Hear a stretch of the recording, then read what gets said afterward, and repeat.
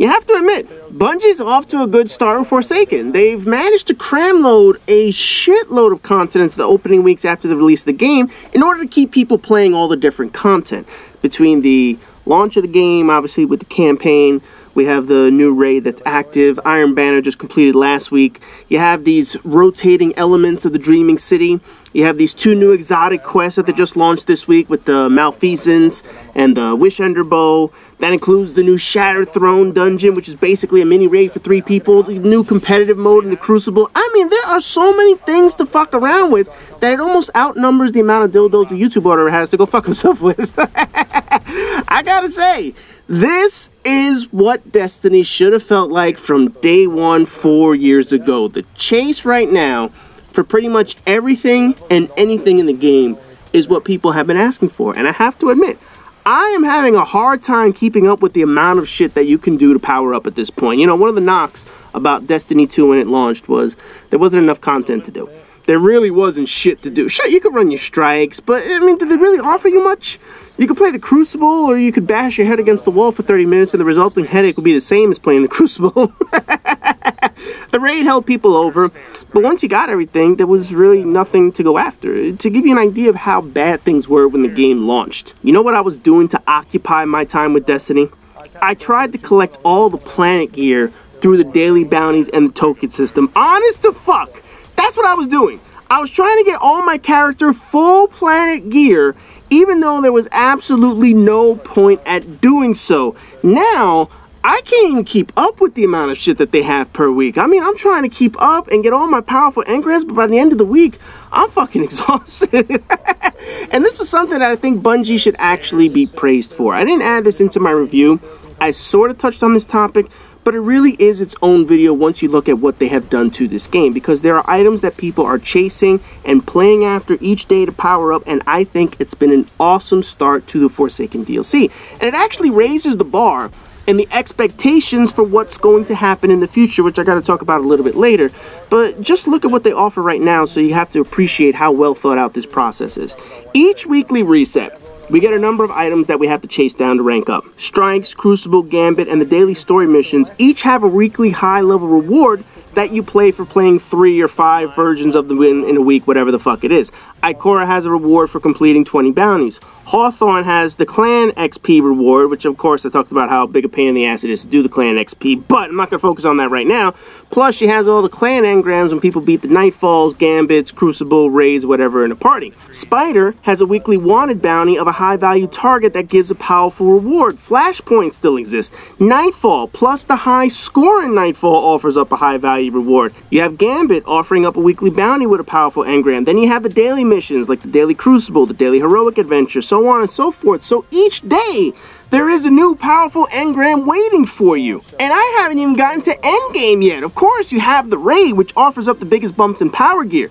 The Dreaming City in the endgame, which has 3 to 4 powerful engrams per week, such as doing the Heroic Blind Well, completing the offering for Petra, completing 2 weekly Petra bounties, all of her daily bounties, the Ascendant Realm mission, the story missions for rewards. Then on top of that, Bungie rolls out this Shattering Throne dungeon, which is basically a 3-man mini raid, and it has powerful drops after each boss encounter. They have the Malfeasance quest, which is now available, the Wishender Bow, which was tied to the Shattered Throne dungeon, and with all that going on, the Dreaming City changes each and every time. They continue to rotate enemies, the appearance, and it has been pretty damn good to say the least. But before I go into that, can I just say how cool that Shattering Throne was?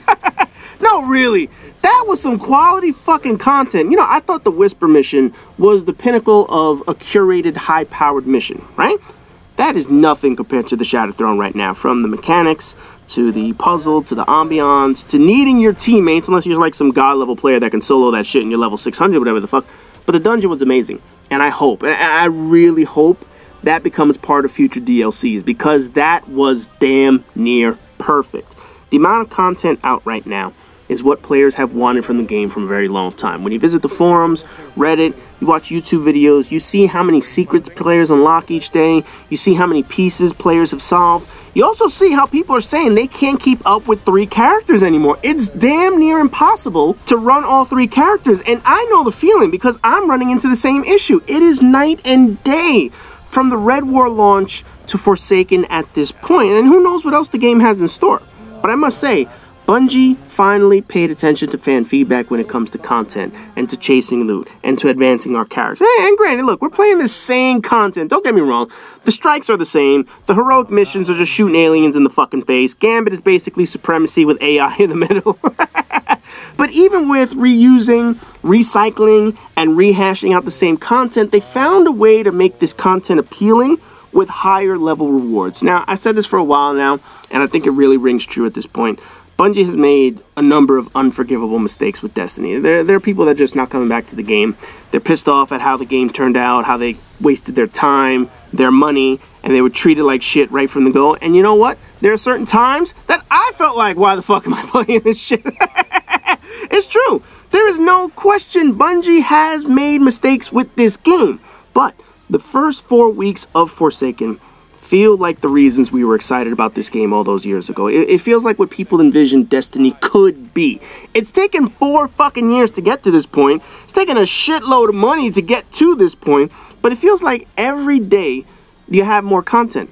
Every week you have more content. Well, except Edge Transit dropping in every fucking angle. It finally feels like Bungie listened to their fans that wanted more challenging content, more secrets, more reasons to play on Tuesday throughout the weekly reset all the way through Monday. This is what we wanted. This is how you keep players engaged in your game. I mean, yes, it's taken a shit ton of fucking time. The economy's all fucked up in the game right now, but people cannot deny what the addition of the Dreaming City has meant to this game. Realistically, Bungie obviously had a plan when they rolled this game out, and that plan included sort of a roadmap of activities that people will be doing right after launch. I highly doubt this roadmap extends very far into the future. Matter of fact, I'm going to assume the roadmap ends when the Prestige version of the raid launches, which is probably just a few weeks away. Secrets are going to start dying down. The challenges and the bosses, the special areas will start repeating on a loop once we've beaten them all for the first time. And life will eventually return back to, well, this shit is just now on repeat. But for a split moment, this was some of the best content the game has offered by far. Unquestionably, some of the best shit that Bungie has thrown at us to this point. You know, I hope the idea of dungeons stick around. This mini 3-man raid is absolutely perfect to play, and it shows how variety the content can be for teams and for solo players, with the difficulty ramping up for people that have time to invest in this shit. But obviously, we don't know how long this is going to last. The changes that they have to the Dreaming City are obviously going to rotate. The Ascendant missions, they don't have more than 15 of those shits. They probably don't even have more than 5. So at some point, they're going to start repeating and be able to do them over and over again. We're not going to have too many enemies in the Blind Well. We're not going to have too many tier 4 bosses in the Blind Well. They're not going to be able to keep up this constant change pace, but I must say, they came out of the gate with a bang this time around. Some of the other DLCs have fallen flat within 2 or 3 weeks. This one, 4 weeks later, is still keeping people's attention simply because they have added so much content to the game, so many different ways of ranking up. It is an excellent way to play the game right now, with the exception of the economy being all fucked up. Otherwise, the launch of this game has been absolutely perfect, and the addition of that Shattering Throne dungeon, man, I hope they add more of those shits in the future. So as always, rate, comment, subscribe, and all the good shit, and I'll see you guys in the next video.